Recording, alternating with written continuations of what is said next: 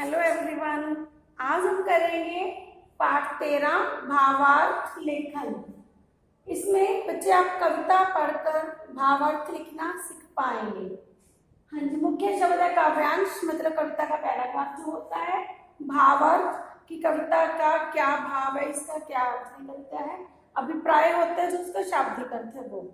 और भावार्थ क्या है, जो उसमें कवि कहना चाहता है, अर्थ को समझ के जो उस कविता में संकेत दिया जा रहा है उसको क्या कहते हैं, भावार्थ।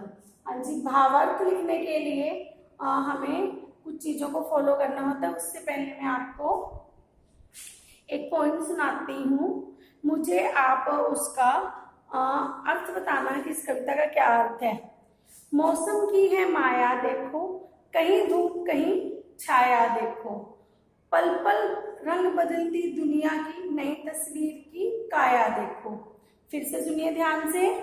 मौसम की है माया देखो, कहीं धूप कहीं छाया देखो, पल पल रंग बदलती दुनिया की नई तस्वीर की काया देखो। बच्चे, आपको इस पोइम का अर्थ समझ आया? इसका क्या अर्थ है? हाँ जी, इसका अर्थ है कि जो मौसम है वो पल पल बदलता रहता है और दुनिया की जो तस्वीर है वो भी पल पल बदलती रहती है। ये तो हो गया इसका अर्थ, इसका अभिप्राय। और इसका भाव क्या हुआ बच्चे? इसका भाव ये हुआ, कवि जो और इसमें क्या कहना चाहता है, कवि किस ओर संकेत कर रहे वो, कि जैसे मौसम है वो कभी एक जैसा नहीं रहता, पल पल बदलता रहता है, वैसे ही जो दुनिया है उसके भी जीने के तौर तरीके मौसम की तरह एक जैसे नहीं रहते, हमेशा बदलते रहते हैं। संसार में जो तरीके हैं जीने के वो बदलते रहते हैं। हम जैसे कहते हैं जमाना बदल गया है ना। तो ये था इसका भावार्थ। हाँ जी, भावार्थ लिखने के लिए हमें सबसे पहले क्या करना होता है, कविता को ध्यान से पढ़ते हुए समझना।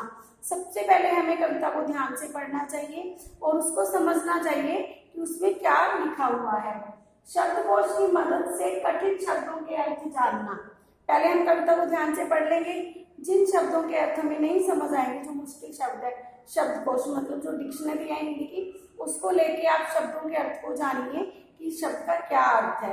उसके अलावा जब अर्थों के द्वारा निकलने वाली कविता के भाव को समझना।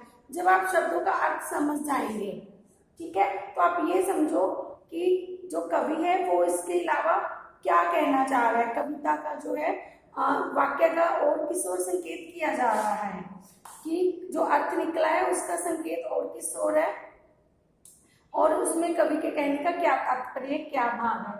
फिर उस भाव को समझकर आप उसे अपनी भाषा में लिखोगे, जिसे भावार्थ कहा जाता है।